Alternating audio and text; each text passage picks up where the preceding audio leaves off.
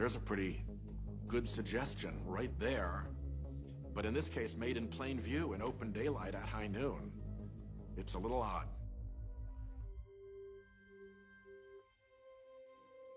Campaign was over. Bernie had lost.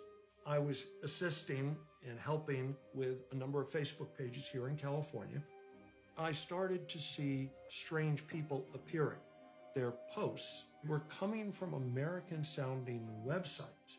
But when I peeled away the layers, Eastern Europe became a common theme. They were propaganda pieces. Not a single one of them true. All viciously anti-Hillary. This isn't just one Sanders page. It's Latinos for Sanders. It's Pennsylvania, Wisconsin, Michigan for Sanders. It kept on going. While we were focusing on the positive of social media and information technology, Russia was looking at how to use that as an instrument, and they have been incredibly effective. With cyber, with social media, with things like RT, they can reach out to Western publics in a way that they couldn't do 35, 40 years ago. Some of their predecessors would be really envious of the techniques that they have now. How the Russian state does its influence operations online is pretty complex. On the one hand, you have real people, trolls, but a bigger part is actually digital disinformation, making user accounts that are algorithms. This is the evolution of artificial intelligence online. Russians figure out how you game Google. If you have enough bots to drive it to the top of the Google suggestion list. Any wedge that's there, they're going to test that audience out. And when they find success, then they exploit it. They double down on it. You might see them show up around Black Lives Matter protests and in the counter-protest movement. Any anti-government or white supremacist group, nationalist, not globalist, anti-EU, anti-NATO, anti-immigration.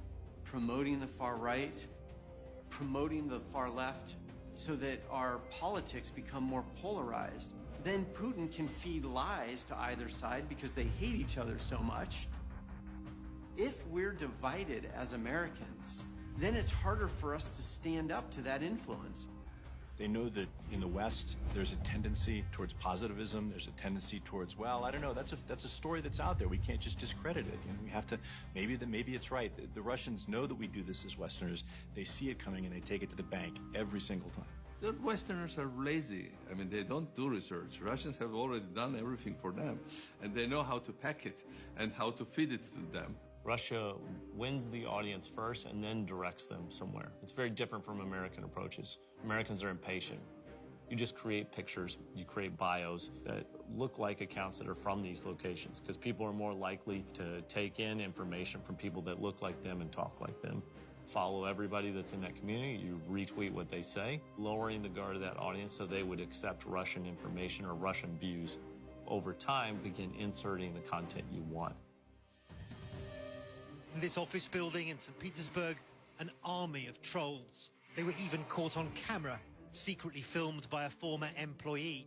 The US elections are the key issue for the Kremlin, and of course Russia has invested a lot of effort into them. It's so sophisticated and adapted for the tastes of internet users that it's almost impossible to recognize. You have serious quotas, so in an hour you have to produce 20 tweets, 30 comments on these websites. So it's actually like a work environment for these people. 12 hours a day praising the Kremlin and berating its enemies. I myself have a number of Russian trolls. I know whenever I refer to the illegal annexation of Crimea, I get quite a bit of criticism. An interview like this, once it goes out on the internet, I'll receive some sort of trolling very specifically around it. The goal is essentially to get you to shut up and to not be a challenger. They'll threaten lawsuits, for example, because they know nothing affects an American like the threat of a lawsuit. If you're operating in Europe, the closer you get to Moscow, the more your physical life is actually in danger. They can try and break into your bank accounts, hack you financially. And if they can't get to you personally, they'll target your family. They create false stories, seeded out there to try and destroy your reputation. You plant an idea, a fake story, a lie. It will take on a life of its own, and you don't have to do the propagating. The audience will do it for you. Seth Rich was a campaign worker for Hillary Clinton. He turned up dead. The Seth Rich story was that he was the one who stole the Democratic committee emails. There's no evidence to support that.